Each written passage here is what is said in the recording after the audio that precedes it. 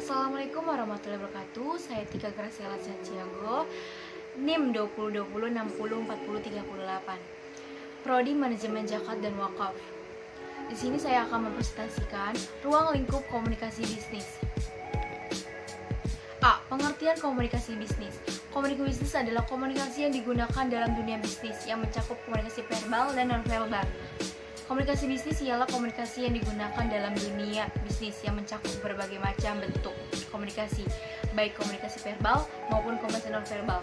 Salah satu yang membedakan dengan bentuk komunikasi yang lain dari aspek orientasinya yaitu bisnis. Komunikasi verbal merupakan salah satu bentuk komunikasi yang lazim digunakan dalam dunia bisnis untuk menyampaikan pesan-pesan bisnis kepada pihak lain, baik secara tertulis maupun secara lisan. Komunikasi nonverbal. Menurut teori antropologi, sebelum manusia menggunakan kata-kata, mereka telah menggunakan gerakan tubuh, bahasa tubuh, body language, dan ekspresi wajah sebagai alat untuk berkomunikasi dengan orang lain. B. 5 lingkup komunikasi bisnis. Yang pertama, bentuk komunikasi: oral communication, written communication, nonverbal communication, and channel communication.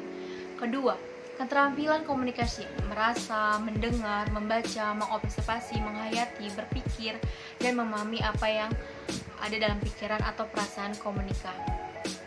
Yang ketiga, faktor psikologis: personality, appearance, reputation, dressing, and maturity. Keempat, proses komunikasi: sumber komunikasi, komunikator, pesan, channel, komunikasi, dan efek. Yang kelima, ilmu-ilmu penunjang: bahasa, psikologi, dan teknologi. C.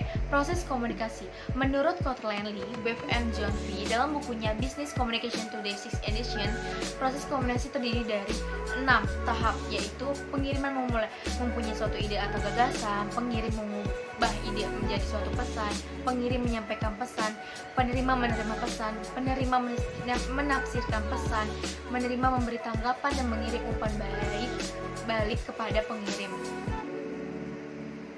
D. Munculnya kesalahpahaman.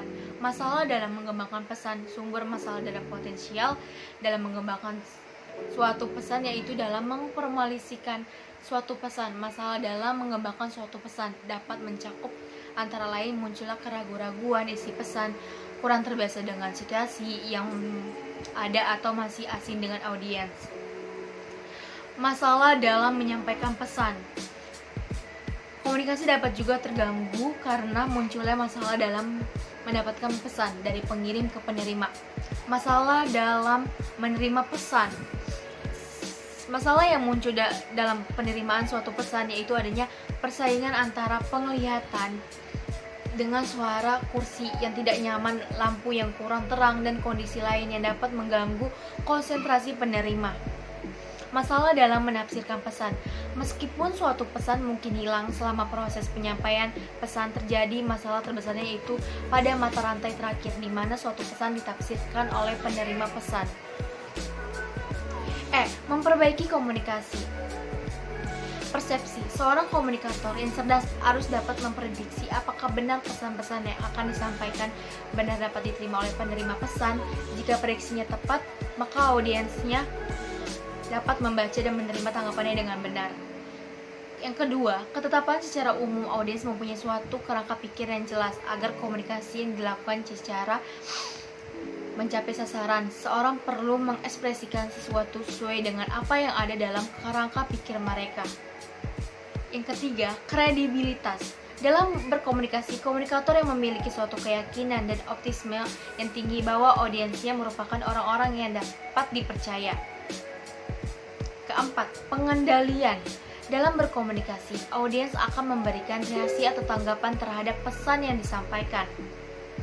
Yang terakhir, keharmonisan. Komunikator yang baik tentu akan selalu dapat menjaga hubungan persahabatan yang baik dengan audiens sehingga komunikasi dapat berjalan lancar dan mencapai tujuannya. F. Komunikasi yang efektif. Membuat suatu pesan secara lebih berhati-hati. Langkah pertama yang perlu diperhatikan maksud dan tujuan berkomunikasi serta audiens yang dituju. meminimalkan gangguan dan proses komunikasi melalui pemilihan saluran komunikasi yang cermat. Komunikator dapat membuat audiensnya lebih mudah memusatkan perhatian pada pesan yang disampaikan, mempermudah upaya umpan baik antar pengirim dan penerima. Pesan agar pemberian umpan baik feedback tersebut memberikan suatu manfaat yang cukup berarti. Cara dan waktu penyampaiannya harus direncanakan dengan baik. Demikianlah presentasi dari saya. Semoga apa yang saya sampaikan bermanfaat bagi kita semua. Jika ada kekurangan dan kesalahan kata, saya mohon maaf. Wabillahi muwaffiq ila aqwamit thoriq. Wassalamualaikum warahmatullahi wabarakatuh.